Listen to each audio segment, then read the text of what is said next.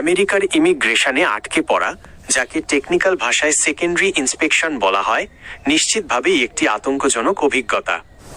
বর্তমানে 2026 সালে ট্রাম্প প্রশাসনের কঠোর অভিবাসন নীতি এবং বিশেষ করে মুসলিম প্রধান বা নির্দিষ্ট কিছু দেশের নাগরিকদের ওপর এক্সট্রিম ভেটিং বা কড়া যাচাই বাছাইয়ের কারণে এই ঘটনাগুলো অনেক বেড়েছে।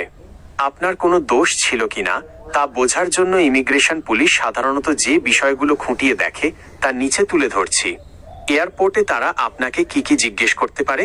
ইমিগ্রেশন পুলিশ সিবিপি অফিসার্স মূলত 3টি বিষয় যাচাই করার জন্য প্রশ্ন করে। ভ্রমণের আসল উদ্দেশ্য, আপনি আসলে কেন এসেছেন। অনেকে ট্যুরিস্ট ভিসায় এসে কাজ করার চেষ্টা করে, তারা এটিই ধরার চেষ্টা করে। থাকার জায়গা ও যোগাযোগ, কোথায় থাকবেন, কার কাছে থাকবেন, তার ফোন নম্বর দিন। অর্থনৈতিক সচ্ছলতা, আপনার সাথে কত ডলার আছে, এখানে থাকার খরচ কে দেবে। আপনার ক্যারিয়ার, নিজের দেশে আপনি কি করেন, কেন আপনি আবার ফিরে যাবেন তার গ্যারান্টি কি।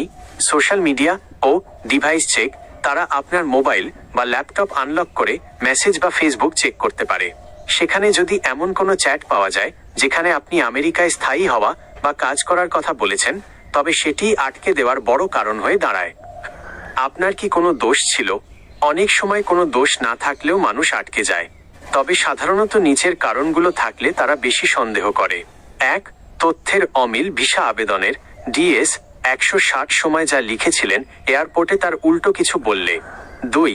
দীর্ঘ সময় থাকার ইতিহাস, এর আগে আমেরিকায় এসে যদি আপনি 6 মাসের কাছাকাছি বা তার বেশি সময় থেকে থাকেন। 3. রিটার্ন টিকিটের অভাব, কনফার্মড রিটার্ন টিকিট না থাকাটা বড় একটি নেতিবাচক সংকেত। 4. অযাচিত ডকুমেন্ট ব্যাগে যদি জীবন বৃত্তান্ত, CV বা এমন কিছু থাকে যা দিয়ে মনে হয় আপনি কাজ খুঁজবেন। 5. র্যান্ডম সিলেকশন, মাঝে মাঝে কাউকে কোনো কারণ ছাড়াই বাড়তি নিরাপত্তার জন্য আলাদা রুমে নিয়ে যাওয়া হয়। ট্রাম্পের খপ্পরে কি পড়েই গেলেন?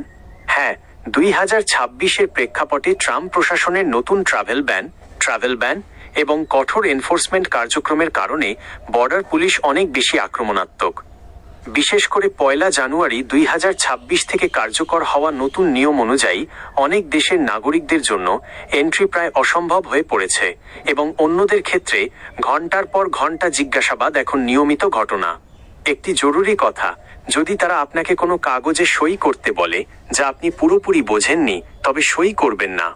অনেক সময় তারা ভলান্টারি উইথড্রওয়াল বা স্বেচ্ছায় দেশত্যাগের কাগজে সই করিয়ে নেয়, যার ফলে পরে আর আপনি আমেরিকায় ঢুকতে পারেন না। আপনি কি এখন এয়ারপোর্টের ভেতরে আছেন নাকি বাইরে আসতে পেরেছেন? তারা কি আপনার পাসপোর্ট বা মোবাইল রেখে দিয়েছে? আপনার ভিসার ধরন জানালে আমি আরও সুনির্দিষ্ট পরামর্শ দিতে পারবো।